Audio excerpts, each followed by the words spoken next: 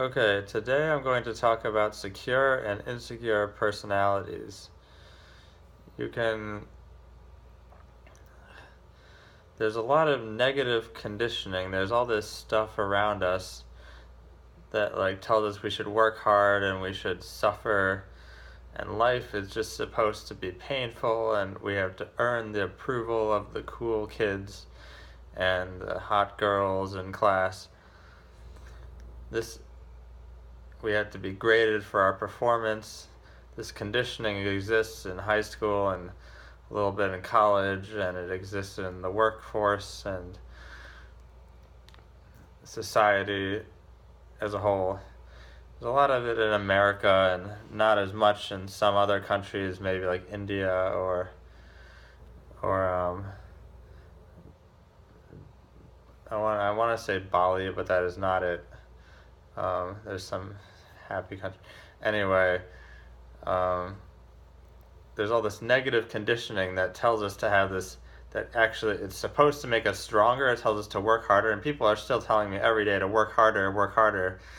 And the only successes I've ever had came as a kind of effortlessness where I just got really good at not trying and enjoying myself. Not just not caring to the point that I'm bored and hate everything, but not trying that hard. Just, and enjoying myself. Really, I'm enjoying myself so much that I'm not even trying, and I'm doing it around people. I'm practicing focusing on feelings of joy. And by doing this, um, you can learn. You don't have to earn it. You learn, not earn, how to have a secure personality. It means I'm secure with my self-image. I don't have to earn anything from anyone. And the Taoism, or the trick of this, is that learn, when you practice just feeling already awesome, that's a mantra of mine, or a phrase I like to repeat a lot. When I practice this already awesome mentality, um, it becomes attractive to people. So I end up attracting something without even trying to. In a way, I've achieved it without achieving it. I've earned it without having to work for it. And that's the only way it can really work in terms of friends. Maybe it's different when you're working a job or something. You do have to produce things and earn money, but it's not the same in terms of friendship. Friendship is totally different. You really just have to realize that you are already amazing and practice that. And that's really the only way you can ever succeed socially. Everything else is just um, telling you you're not good enough in some secretive kind of way, where you think you're making progress with all your social skills and tactics and and clever lines, but it's very stressful, and you kind of burn out all the time, and you're an introvert because you don't get energy from people. But people are built to gain energy from each other. It's not something we can control. The problem is some of us don't know how to really enjoy the company of people. We learn that it should be stressful. So practice that. Practice enjoying the company of people, um, and just allowing your mind to go to a fun place. Because when you go to that fun place, when there are other people physically around you, um, slowly your brain chemistry and your body chemistry, your physical being begins to shift, and you get used to what it's like. You kind of relearn the layers. It's really kind of just, there's a kind of mental relearning that happens through this physical experience, and things you thought were true kind of change. And now, when I show up in social situations, my brain kind of instinctively knows something, because there's been so many repeated uh, practices, um, so many repeated social outings and social experiences experiences of just being around people, like going to the park or going to the mall. I really just love going to crowded places because there's so much energy there, and that's important. That energy can cure illness, and it can cure physical illness and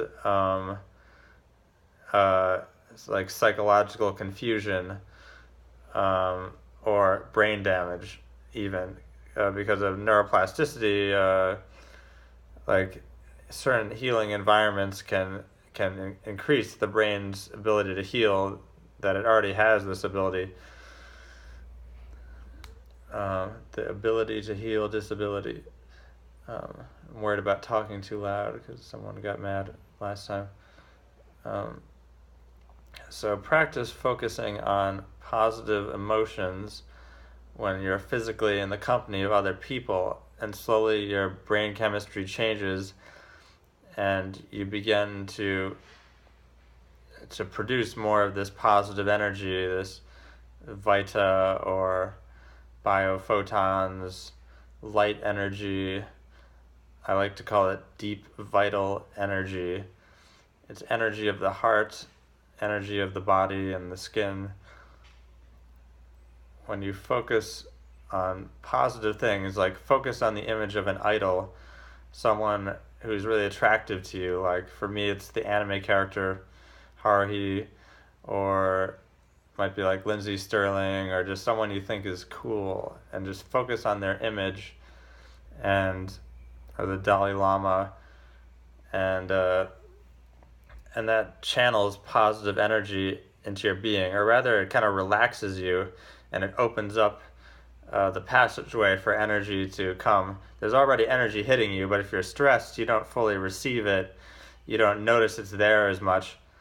But when you're relaxed, it's easier to kind of notice it, and then your cells kind of expand, and they're kind of absorbing more light, and there's more room to have fun. And fun is a property of matter, I believe.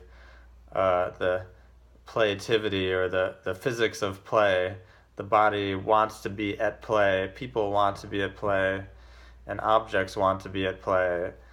And when you focus on positive things and playful things in your mind and surrounding you, we attract more positive experiences. So just practicing all these things I'm saying every day about play and playfulness and enjoying yourself in the physical company of people, going to places and just hanging out in places like parks and malls, and places that have lots of people or just a few people, whichever you prefer to start with. Even just one person other than you will help circulate this energy, but it multiplies with each additional person. If it depends, if someone has really high energy, you're going to pick up more energy from them. If someone has a really great personality, you're going to get energy out of that too. And high energy is not the same as anxiety or forced charisma, but